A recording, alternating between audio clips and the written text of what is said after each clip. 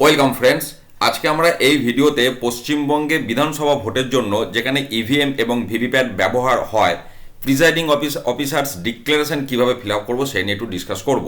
দেখুন, presiding officer ডিক্লারেশনে মোট 4টি পার্ট আছে। পার্ট 1 থেকে পার্ট 4 আমি 4টি ডিটেলসে ডিসকাস করব, কিন্তু তার আগে দুটি বিষয় আমি আপনাদের সাথে শেয়ার করতে চাইছি। প্রথম কথা হচ্ছে, presiding officer declaration fill up করা সব থেকে সহজ, আবার সব থেকে গুরুত্বপূর্ণ। তার কারণ একটি বুথে প্রিজাইডিং অফিসার শেষ কথা বলেন, অতএব তার ডিক্লারেশন অর্থাৎ তিনি যে ঘোষণাগুলো করছেন সেগুলোও কিন্তু শেষ কথা বলবে। তাই সই করার আগে আপনাকে বুঝতে হবে এবং এজেন্টদেরকেও বোঝাতে হবে আপনি এবং তারা কোন ডিক্লারেশনের এগেনস্টে সই করছেন। সেই ডিক্লারেশনগুলো প্রত্যেকটি কিন্তু ভালো করে বুঝতে হবে, কারণ সেই কাজগুলো আপনি করেছেন বা তাদেরকে দিয়েছেন, দেখিয়েছেন, তবেই আপনি সই করছেন। এটা হচ্ছে প্রথম কথা। দ্বিতীয় কথা হচ্ছে, একমাত্র প্রিজাইডিং অফিসারের ডিক্লারেশনের ফর্মটাই হচ্ছে সেই ফর্ম যেখানে আপনাকে ডেট বসানোর সাথে সাথে টাইম বসাতে হবে।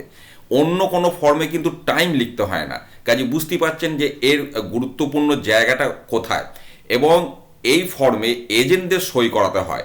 অতএব আপনি অন্য ফর্ম সমস্ত ভোট কমপ্লিট করে আরসিতে গিয়েও ফিল আপ করতে পারবেন ইচ্ছা করলে, কিন্তু যে সমস্ত ফর্মে এজেন্টদের সই থাকে আপনি সইটা না করিয়ে যদি বুথ ত্যাগ করেন আপনি সমস্যায় পড়বেন।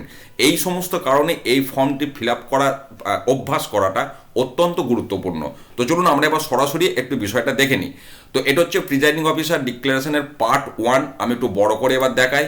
পার্ট 1টা হচ্ছে declaration by the presiding officer before the commencement of the poll. Part 1 এটা ভালো করে মনে রাখবেন, অর্থাৎ ভোট শুরুর আগে। তাহলে ভোট শুরুর আগে মানে কি, আপনি মক পোল করেছেন, মক পোল করা শেষ হবার পর আর ভোট শুরুর জাস্ট আগে এই যে গ্যাপিং, এই গ্যাপিংয়ের সময় আপনি এই পার্ট 1টা ফিল আপ করছেন।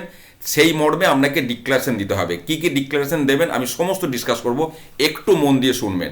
তো প্রথমে এখানটা আমরা আপনি যে বিধানসভা ক্ষেত্রে ভোট করতে গেছেন সেই অ্যাসেম্বলি কনস্টিটিউয়েন্সি নাম্বার এবং নেমটা আপনি লিখলেন। আপনি যে বুথে ভোট করছেন তার নাম এবং নাম্বার আপনি লিখলেন।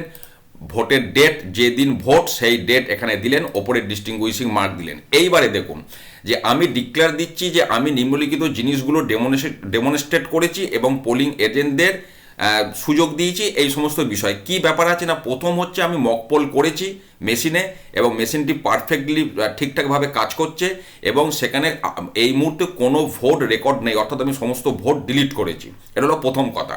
তারপরে marked copy of the electoral roll, যেটা ফার্স্ট পোলিং অফিসারের কাছে থাকবে।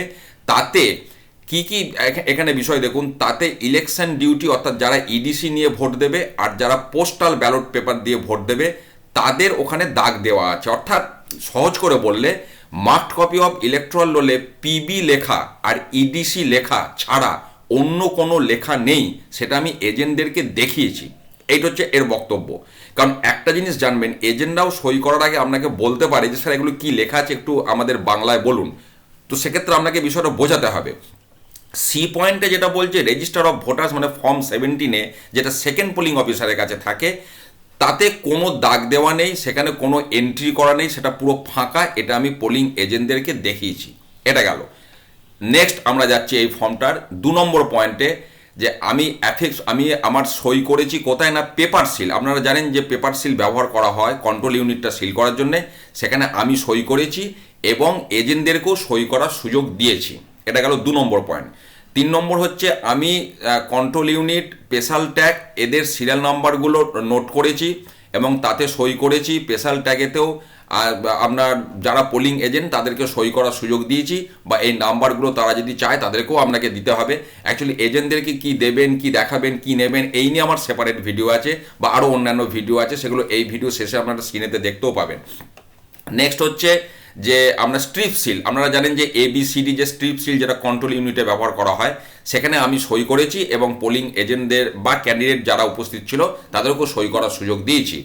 লাস্ট পয়েন্ট 5 নম্বর যেটা, সেটা হচ্ছে that I have read preprinted serial number of the special tag, অর্থাৎ স্পেশাল ট্যাগে যে সিরিয়াল নাম্বার সেটা আমি পড়েছি এবং নোট ডাউন করেছি, পোলিং এজেন্টদেরকেও সে নোট ডাউন করার সুযোগ দিয়েছি। ব্যাস, এই একবার বিষয়টা ভালো করে বুঝে নিন, কারণ পার্ট 2টা এই জিনিসটা সেম আছে, আমি সেখানটা আর রিপিট করবো না। এবার আপনি এখানে প্রিজাইডিং অফিসার, এখানে আপনি সই করবেন, সই করলেই সাথে সাথে ডিস্টিংগুইশিং মার্ক দেবেন।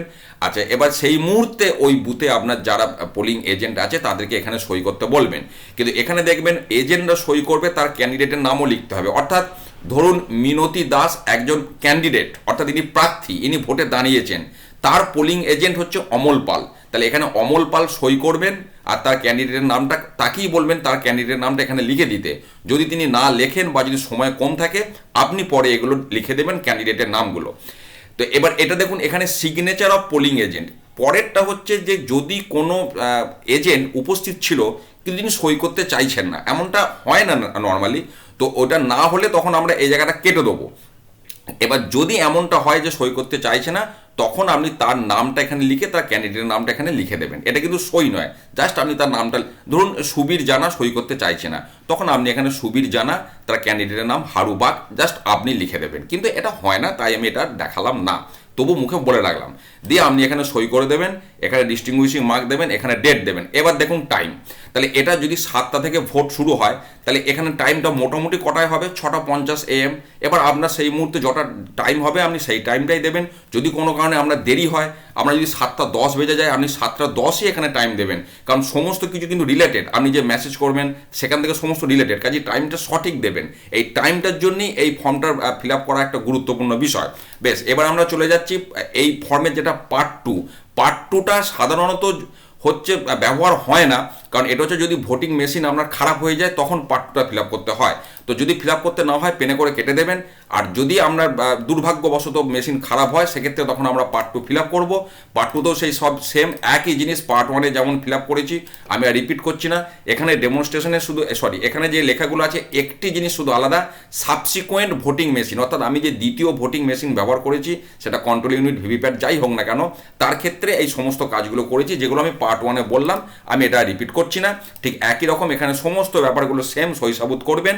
এইবার এখানে সেই টাইমের জায়গাটা, এবার এই মেশিন খারাপ এই প্রবলেমটা যে সময় হবে, ধরুন এটা দুপুরের দিকে হয়েছে, তখন 2:30টার সময় আপনি এই ফর্মটা ফিল আপ করছেন, আপনি 2:30 PM এখানে টাইমটা পুট করে দেবেন। এটা গেল পার্ট 2। পার্ট 3 এবং পার্ট 4 একসাথেই থাকে। আমি প্রথমে পার্ট 3টা আপনাদের সাথে শেয়ার করছি। পার্ট 3তে দেখুন লেখা আছে declaration at the end of poll, অর্থাৎ ভোট জাস্ট শেষ হয়েছে সেই সময় এখানে কি বলতে চাইছে না, আমি সমস্ত এজেন্টদেরকে ফর্ম 17C এর যে পার্ট 1 অর্থাৎ অ্যাকাউন্ট অফ ভোটস, এটা ফিল আপ করা আমি আগে দেখেছি, সেটা সবাইকে আমি অ্যাটেস্টেড কপি দিয়েছি, সেই মর্মে আমি সই করছি, স্ট্যাম্প দিলাম এবং ডেট দিলাম। এবার এটা দেখুন ভোট শেষ হওয়ার পর, তাহলে ভোট যদি 6টায় শেষ হওয়ার টাইম থাকে, এটা 6:15 নাগাদ আপনি মোটামুটি টাইমটা দিচ্ছেন। এজেন্টরাও একই মর্মে সই করবে, এই জায়গাটা যদি কিছু হয় লিখবেন। এবার এটাও টাইমটা আপনার এই 6:15 হবে, দুটো সেম টাইম হবে, কারণ এটা একই সঙ্গে ঘটনাটা ঘটছে। তাহলে এটা গেল ভোট জাস্ট শেষ হওয়ার পর, মানে ভোট শেষ হয়েছে, এখনো মেশিন গুলো সিল করে কিন্তু আপনি ভরেননি, সেই মুহূর্তের এটা ঘটনা। এরপরে এটা হয়ে যাওয়ার পর আপনি মেশিন টেশিন সিল করবেন, ক্যারি কেসগুলো, আপনার সমস্ত ক্যারিং কেসেস যেগুলো আছে সেগুলো সিল করবেন। এরপর হচ্ছে পার্ট 4, সেটা হচ্ছে আপনার মেশিন সিল করার পর ডিক্লারেশন। সেটা কি না, আমি সমস্ত মেশিন সিল করেছি এবং সেখানে পোলিং এজেন্ট যারা ছিল তাদেরকেও আমি সিল দেওয়ার সুযোগ দিয়েছি। কন্ট্রোল ইউনিটের আর ব্যালট ইউনিট সমস্ত ভোটিং মেশিনের যে ক্যারিং কেসগুলো আছে তাদেরকে সিল করার সুযোগ দিয়েছি, সেই মর্মে পার্ট 4-এর ডিক্লারেশন। তো আপনি ডিক্লারেশন দিলেন, আপনি এখানে সই করে ডিস্টিংগুইশিং মার্ক ডেট দিলেন। তাহলে এই কাজটা ধরুন করতে সমস্ত আরও অন্যান্য ফর্ম টর্ম ফিল আপ করতে অনেক আরও ব্যাস আধ ঘন্টা মতো সময় যাবে। তা এই সময় ধরুন টাইমটা মোটামুটি ওই 6:40 PM বা যে টাইমটা হবে আপনি সেই টাইমটা পুট করবেন। একই রকম এখানে এজেন্টরা সই করবে, এই জায়গাটা আপনি কেটে দেবেন, আপনি এখানে সই করে ডিস্টিংগুইশিং মার্ক ডেট দেবেন। আর এখানেও টাইমটা আপনার ওই একই টাইম হবে, কারণ এটা একই ফর্ম চলছে, তাহলে এটাও 6:40, এটাও 6:40 PM।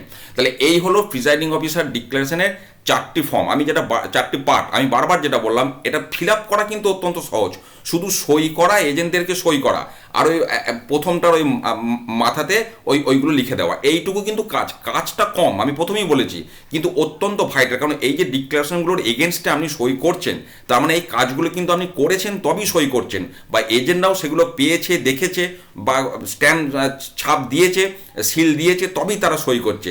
কাজে এই ডিক্লারেশনটা কিন্তু অত্যন্ত গুরুত্বপূর্ণ, আমি প্রথমেই বলেছি, যে কারণে যে কাজগুলো এখানে করতে বলা আছে সেই কাজগুলো অবশ্যই করবেন, করার পর আপনারা সই করবেন, আপনি এবং পোলিং এজেন্ট যারা আছেন।